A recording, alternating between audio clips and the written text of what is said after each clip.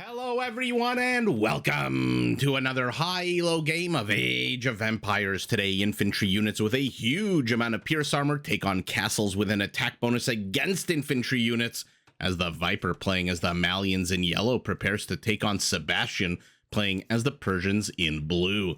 Now while the players herd their herdables explore their immediate piggly-wiggly surroundings and try to get their butts up to Feudal Age ASAP, not a bad opportunity for us to take a look at the Civ matchup that we are going to be watching today. Now, the Malians are a civilization classified technically as infantry, but they are so much more. To start with, sure, any unit trained out of a Malian barracks does get free progressive pierce armor for free, which I believe I already said twice in that sentence, +1, +2, +3 pierce armor in Feudal Castle Imperial. And the Malian unique unit is the Gabeto, a quick infantry unit with a strong ranged melee attack, but on the whole, terrible HP and zero base armor of any kind. Beyond their infantry, Malian cavalry can actually be upgraded to get a massive +5 attack boost, which is very cool because even though the Malians don't get hussars or paladins, with this upgrade, Malian cavaliers actually have a higher attack than paladins, and their light cavalry and their camel riders are some of the strongest in the game. Now, if instead you choose to go the archer route, you'll have plenty of wood to train your units, since all Malian buildings except for farms do cost 15% less wood. Now, in order to help you build your military ASAP as fast as possible, as soon as possible, man, I am just confusing words, jumbling left, right, and center. Malian gold miners do drop off 10% more gold. Their universities work almost twice as fast, and their settlements are harder to raid, rather can be harder to raid, because the Malians can actually upgrade their town centers to fire 8 arrows when empty and up to 18 arrows when fully garrisoned, compared to the usual 10 fired by a most fully garrisoned town centers. Now, pivoting to the north, we have someone who might want to be raiding the Malian settlement, Sebastian, playing as the Persians in blue, an economic powerhouse with a tech tree that is incredibly strong and diverse. In addition to getting access to every single economic upgrade available in the game, they do start each game with 50 extra food, 50 extra wood. Their town centers work progressively faster right off the bat, 5% faster in Dark Age, all the way up to 20% faster in Imperial. And they can also be a pain in the butt to raid because their town centers come with, take a look at this, twice the normal amount of HP, 4,800 compared to the usual 2,400. And their castles can be upgraded to take not only less bonus damage, but also fire more powerful bullets instead of arrows. And by the way, those bullets come with attack bonuses against both rams and infantry. Now, using their economic advantages, the Persians do focus heavily on their cavalry. Their Nightline units come with extra attack against archers, and using every single upgrade from both the stables and the blacksmith, the Persians can, in fact, field 2 unique cavalry units. The first needs absolutely no introduction, the War Elephant. This is a chunky boy that comes with a very powerful attack, a huge amount of hit points, and does trample damage, but is both super expensive and, on the whole, even after a little bit of a buff, still super slow. The second is the Savar, a heavy cavalry unit that replaces the Persian paladin and comes with a decent additional attack bonus against archers. Now, to support their cavalry, Persian archers and crossbows can be upgraded to turn them into trash units by making them cost only 60 wood, no gold.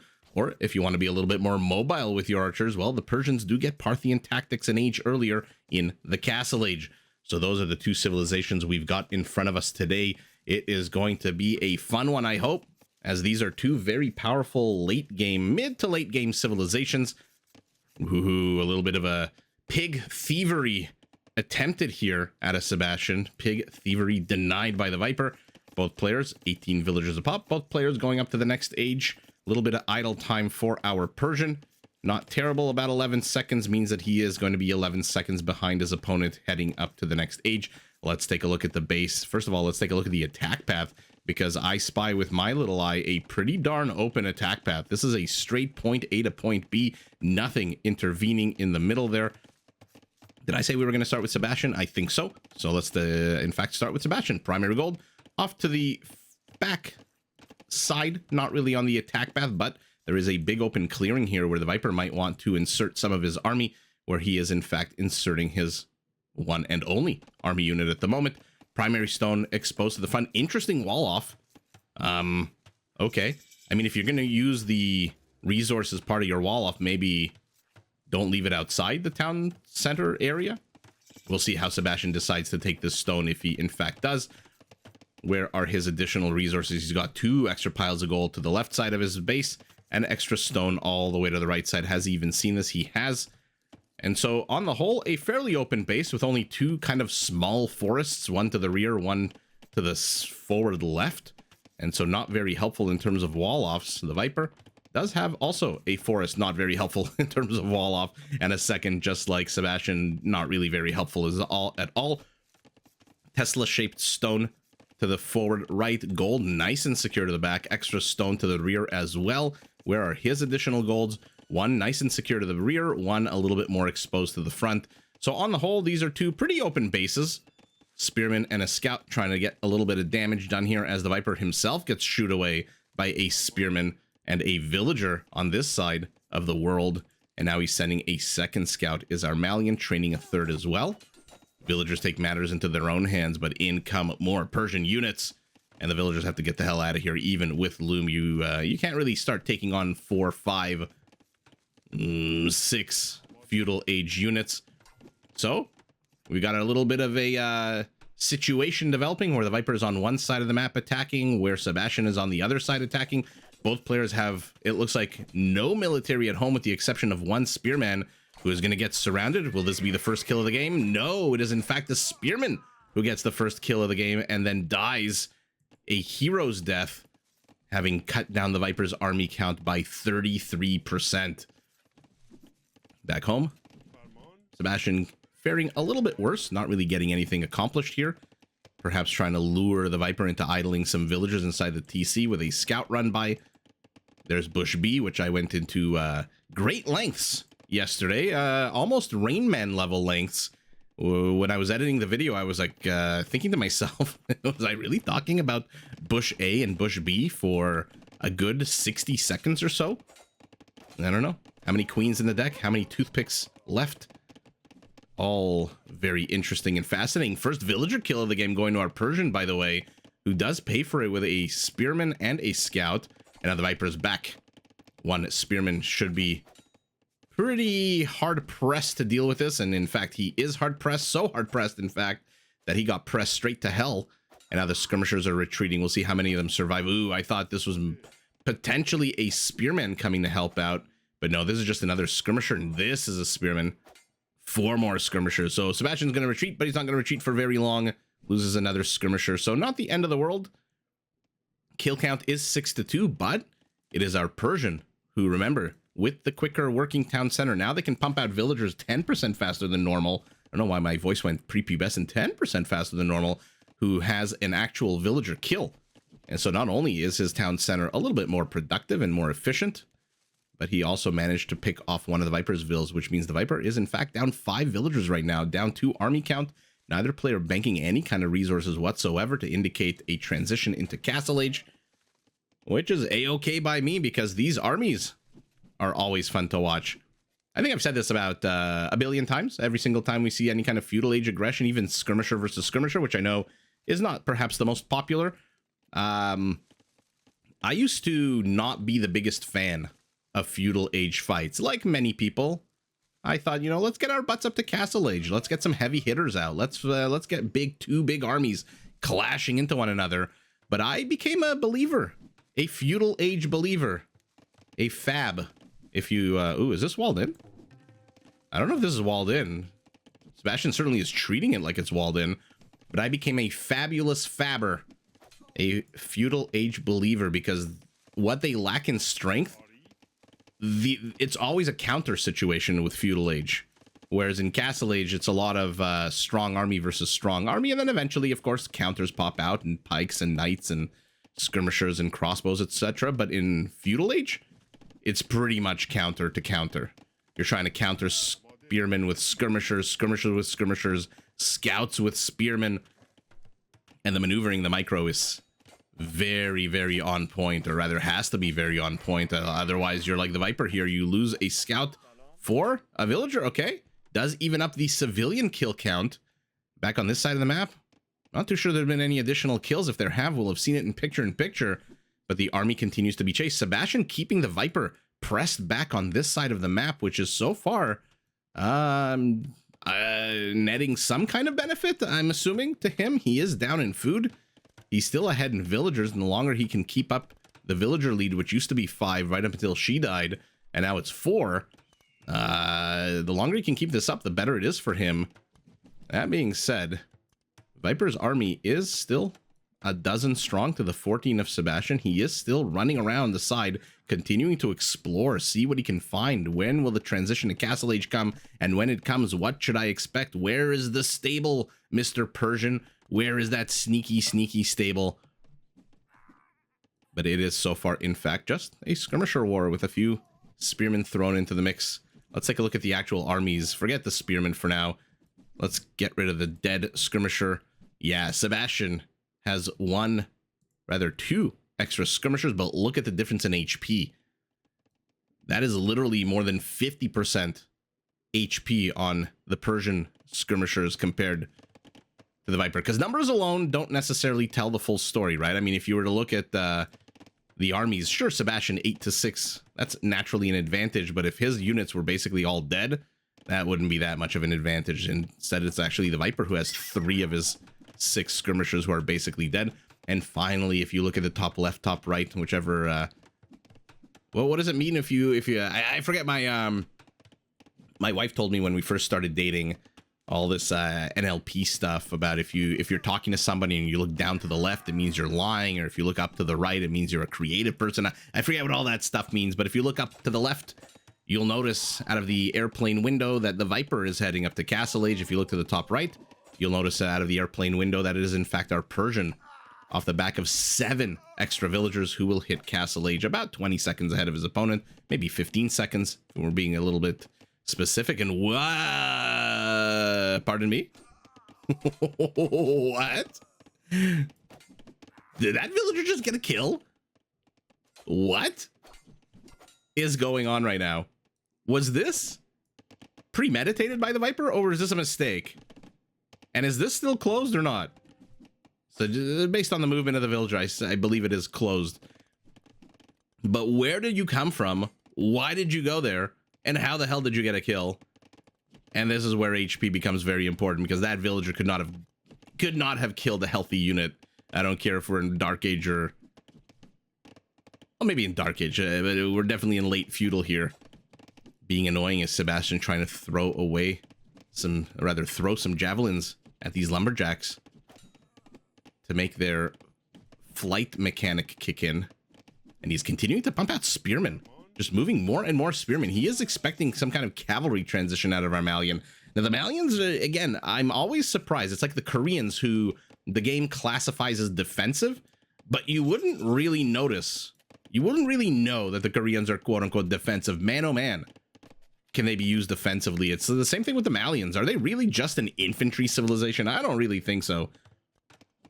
Their archer line isn't fantastic in the late stages of the game, but mid-game, it's pretty damn good. Their infantry is pretty damn good with that extra pierce armor. Imagine they got gambesons. That would be even more ridiculous. But yeah, the Sebastian was right to worry about a cavalry transition as a single knight shows up, and should be enough to clear up this entire Feudal Age remnant force. But okay, we've seen cavalry archer play in the Castle Age recently become very popular. I don't know if it was always popular. I don't know what the meta was like 3, 4, 5, 100 years ago. But right now, we are seeing a lot of cavalry archers in the Castle Age. And honestly, the Persians with Parthian tactics in the Castle Age are potentially very deadly.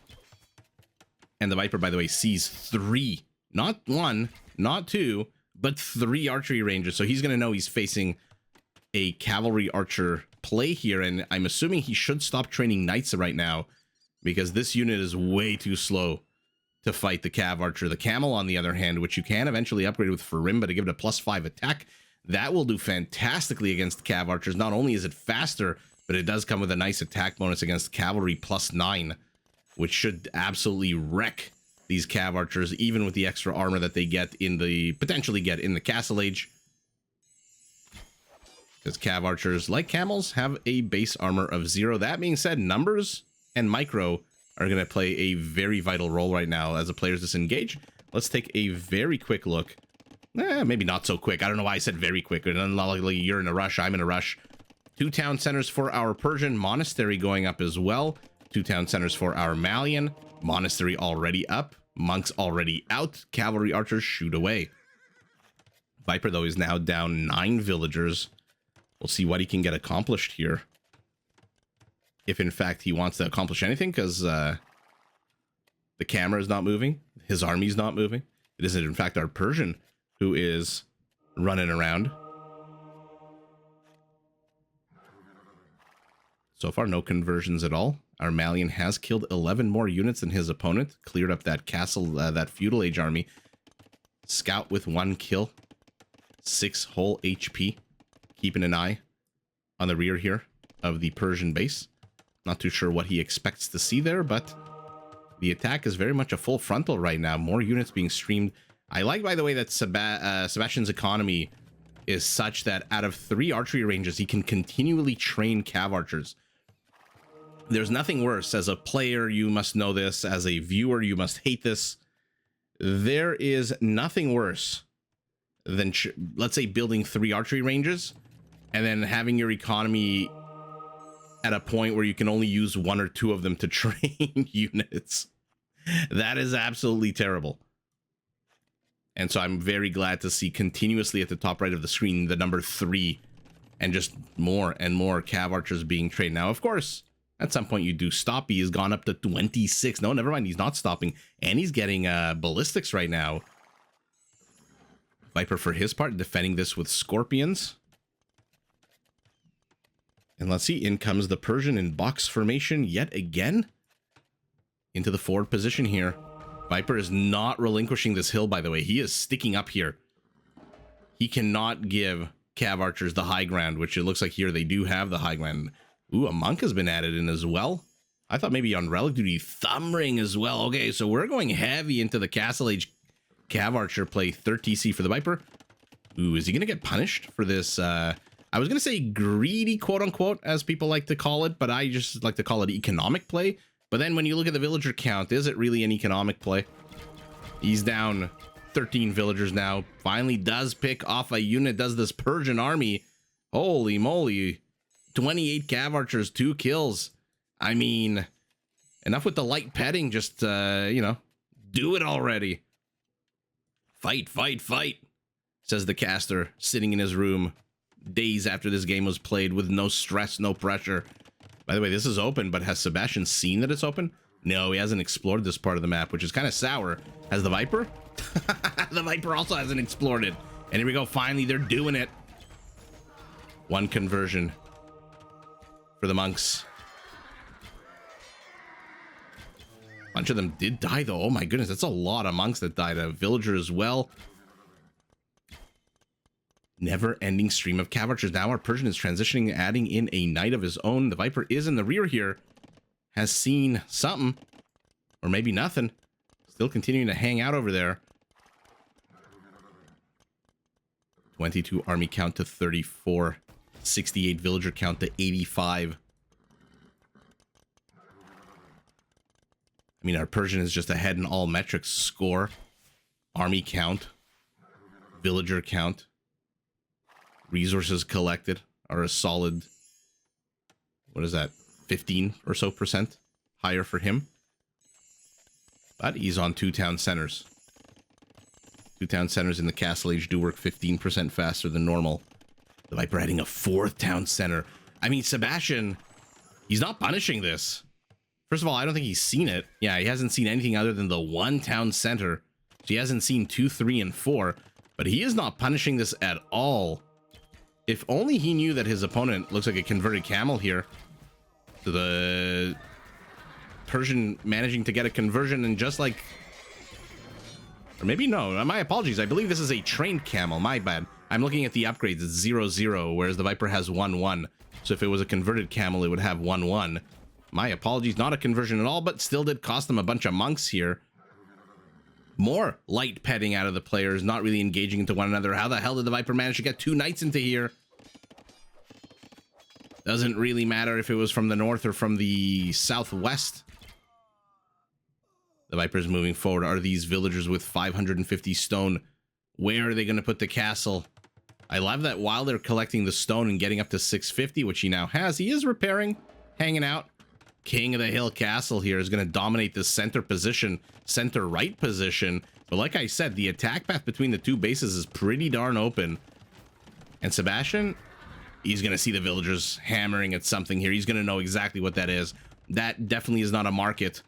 That is definitely not a university up there on the high ground. He's got 46 going up to 50 cav archers, but he's not doing anything with them. 47 cav archers have 8 kills. Sebastian is respecting the hell out of his opponent right now, and it is costing him momentum. The Viper is caught up in villager count, 99 to 96, now 97. He's moving in with more knights over here. Okay, does find a nice wood line. We'll keep an eye on those knights. In the meantime, this giant mass of 46 cav archers and their mass of 8 kills have pivoted to the left side of the Viper's base. I'm a little bit surprised, number one, that Sebastian has not really accomplished very much with these cav archers. I'm a little bit more surprised that the Viper has such a slow reactionary force. Are they going to try to reach the villager? No. By the way, did he get Parthian tactics? By the way, cool thing, like, look at this. Ooh, he did not get Parthian tactics yet. There it is. I love that I've just now discovered this after 2 years. I don't know if it existed before or not. Probably did. Who's kidding who? Both players going up to Imperial at the exact same time. Literally microseconds apart from one another. Sebastian sacrificing a couple of cav archers here to distract the Viper's army as one of them tries to run away. I love it. My favorite glitch of the game, when they try to run off the edge of the world. Looks like those knights are still to the north of Sebastian's base, still chasing, still running around trying to get damage done. The Vipers, by the way, gotten 13 villager kills, and finally our Persian, with more than double the army count, decides to take an engagement. And what a fantastic time to take that engagement right as the players hit Imperial. Well, approximately hit Imperial. Although, to be fair, Malians don't get heavy Scorpions, so the Scorpions are pretty much as good as they're going to get there. Little jutting mini wall off here of houses. Counter castle going up for our Persian, who looks like... Did he get the knights? Well, he certainly got one of them. This guy's got 6 kills, 4 of them villagers. Bear gets activated against the Persian knights. Oh, another dead monk, another dead monk. And now Gabetos are out. Both players are in Imperial. Gabetos with 1-1. Cav archers, where the hell are you? What the hell are you doing? Why are you over here? Okay. Knights are trying to wreck the Gabeto count. They will shoo them away as the cav archers here and the town center managed to pick off. Oh, this is how the knights got in. I've spent so much time wondering about the here, but no. Oh, it's in fact the Persian base that is completely open and exposed. Camels attacking buildings, but not exactly Hindustani camels. Means that they're going to be at that venture for a while. Cav archers are finally home. What's their kill count now? A massive 9. Actually, let's highlight all 42. A massive 10 kill count. So Sebastian did not opt to go Parthian tactics in the Castle Age. The question is, will he go Parthian tactics now? He's getting chemistry. He is getting melee armor upgrades for his cavalry as well. Another villager down, and the Viper just gets the hell out of Dodge. Kills 2, 3, 4, whatever number of villagers. He's up to 20 villager kills. Sebastian's had the same 2 for the longest while. And now the cav archers are moving in. Camels on the left. This army is completely backwards. The camels need to be on the right to kill these light cavalry units. And there is Parthian tactics now. Gepeto's getting picked off. This is a fantastic get. Finally, oh, you are not making it home. Condolences. Oh, except for one. I'm gonna say condolences to your loved ones. You are not making it home as the Viper gets a Treb, distracting with a few light cavalry units there while the Gabetos did the rest. Army count, the Viper is still at a ludicrously low 25, except this time it's been, you know, his Feudal Age spearmen and skirmishers have been replaced with Gabetos light cavalry. And look at his gold count. Look at all of this. It is all going towards Farimba, I'm assuming. Okay, chemistry, gold shaft mining, and chainmail armor. I'm assuming at some point we're going to get to see Farimba. I'm trying to remember the cost. I think it's relatively middle of the road cost, I want to say. I think like 600 food and only 400 gold. But man, oh man, let this be a lesson, ladies and gentlemen. If you don't punish the Viper, if you build an army that is massive and then you do nothing with it for the first 35 minutes of the game, the Viper will have 2,600 gold to your 400 gold. And yet again, he's in the rear with a knight and a couple of light cavalry units. Gebeto's also looking for some damage here. And all of a sudden, the momentum has completely switched the other way. The pendulum has swung. It was our Persians setting the pace of the game for the longest time, accomplishing little to nothing with it. And now all of a sudden, it's the Viper who's attacking in the center. He's attacking to the left. Now he's taking control of the gold mine to the left. There's Farimba. And heavy camels. Our Persian needs to suss this out immediately, and he needs to deal with it ASAP. Holy moly, 5 villager kills make that 6. Maybe 7. An engagement here underneath the castle, it looks like. Okay, our Persian is fighting back. He wants to get rid of the center position. But this is, again, the Viper dictating where the battles are happening. This one castle is where our Persian is attacking. He's got a completely open attack path here. That castle was doing nothing. It was training units. It wasn't strategically relevant to take it down, except for the fact that it was training units. You have a completely open avenue of attack here.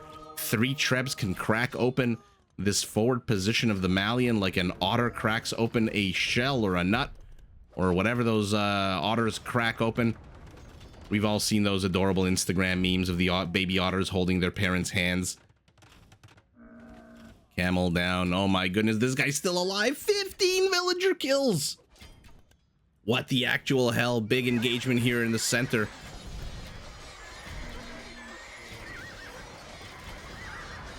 And again, Sebastian is pressing in exactly where the Viper wants him to press in. Malian camels are soaking up damage. Gebeto's behind this are wrecking everything. Heavy cav archers now fully upgraded. Not actually, yes, my pardon, my apologies. Persians do not get bracer. In fact, both of these civilizations don't get bracer. Not that that's relevant for one of the players. But all of a sudden, the Trebs left alone. The cav archers retreat. There's only 28 of them left.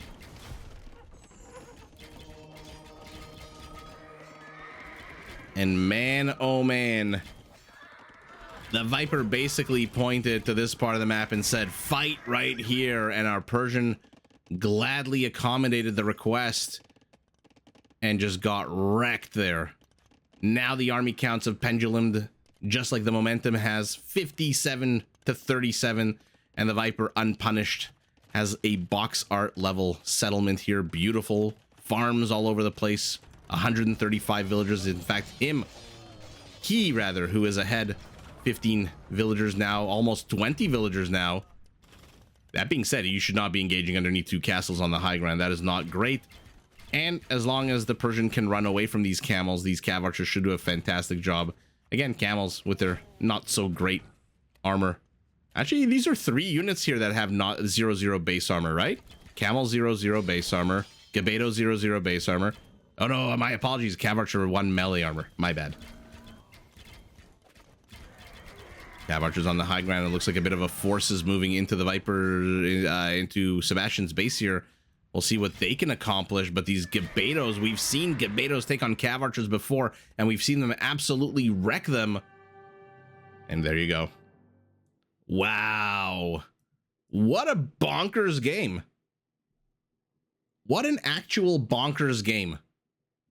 Sebastian looked like he was about to overwhelm the Viper with first 10, what was it, 10, then 20, then 30, then 50 cav archers. But instead of overwhelming, he just kind of ran around, sussing out the edges of the base. Even though this was, I believe, open the entire game. Even though this was open for a huge majority of the game. And when you do that, when you don't do any damage to your opponent, and your opponent can just kind of hang out, get their resources going. Remember, Malian gold miners do drop off 10% more gold. When you can do that, and especially when you're doing that against the Viper, who is one of the strongest economic macro players in the game right now, or ever, to be honest, this is what happens. The momentum completely shifts. All of the advantage that you had pressing forward is gone. And it is, in fact, you who gets raided. It is, in fact, you who loses 71 villagers to 20. To be fair, Sebastian did kill 18 extra villagers towards the end of the game there. But kill count, not too dissimilar, about 10% apart. The Viper 194 to 170, but 71 villagers. And let's take a look at the stats, because I see the Viper also has all 5 relics. I mean, things just were looking real good for Sebastian up until they weren't. I don't know how else to say it. And with light cav, Gabetos, and camels, it is our Malian who uses pretty much the strength of the civilization, except for those infantry units, like I said, those champions that get ridiculous +3 armor right now. 76 cav archers, 35 camels. I mean, on paper, I'm trying to think who wins this. Ignore these skirmishers. This is, I mean, the numbers alone for the Viper would dictate the battle here, and the Gabetos as well would shred the camel meat shield and then go after the cav archers. So on the whole, the Viper just builds an army that is just way too powerful. 28 minutes in, 14 minutes in, PKPM very similar at the 190 level. Economy about 10% bigger when you take out the relic gold, which, to be fair, is a 2,000 gold swing here. It becomes even smaller of a lead, but wood going to our Persian, everything else going to our Malian. A little bit more gold, not that much more gold, not that much more stone, 10,000, actually 9,000 more food, but 4,000 less wood. I mean, there's your cav archer play right there. 4 conversions to 1, 5 raisings to these. Are those 2 metrics not really playing a role here? But wow, let me know what you think in the comments. Did Sebastian wait too long? Did he not put enough pressure? Cav archers are meant to, run around, snipe this, snipe that, get into the base, do exactly what light cavalry are doing here, except from a distance. And he just didn't accomplish, I don't want to say anything, because he accomplished a little bit, but he didn't accomplish very much. And then I think taking the fight here at that 46-minute mark, the engagement here, fighting exactly where the Viper wants you to fight, as he has the peak of the mountain, and therefore his units do 25% more bonus damage, or 25% more damage to your units. I mean, he had a completely open path here. His Trebs, instead of going this way, could have gone that way. His cav archers could have positioned this way. Very hard, because if you think about it, the Viper can't engage into this castle with Trebs on higher ground, right? The Trebs will probably be somewhere here. And if they're somewhere here, they're attacking him from the low ground, which means the castle should stand for a little bit longer than normal, while Sebastian can attack elsewhere. But really, at the end of the day, yeah, he hasn't even explored that there was an opening here. Huge oversight from both players, to be honest. The Viper plugging it up, but for a while, he didn't explore this part either. Who's kidding who? And with the non-stop raiding, with the leeway, the room to maneuver that the Persian gave him, the Viper just builds a massive Malian settlement here. 140 villagers, 50 army count, and he literally flips the script, flips the game on its head, whereas for the longest time he was down villagers, he was down to half the army count. He takes one amazing engagement here about 3 minutes ago, and then it's all dominoes from there, right? It was going to say the momentum shifted. The momentum shifted a long time before that, when the cav archers accomplished little to nothing. These 17 Gabetos have 21 kills. These 21 cav archers have 25 kills. I feel like these cav archers have just been around much longer, though, than the Gabetos. And ultimately, it's with the room to maneuver, the room to breathe, and the resources that you get by doing that, the map control and the massive settlement that allows him to build a massive military, that the Viper takes the W in a very fun back and forth game. But GG to both players. Did you enjoy this video? Check out these other clips and make sure to subscribe and enable notifications so that you're notified of my latest uploads.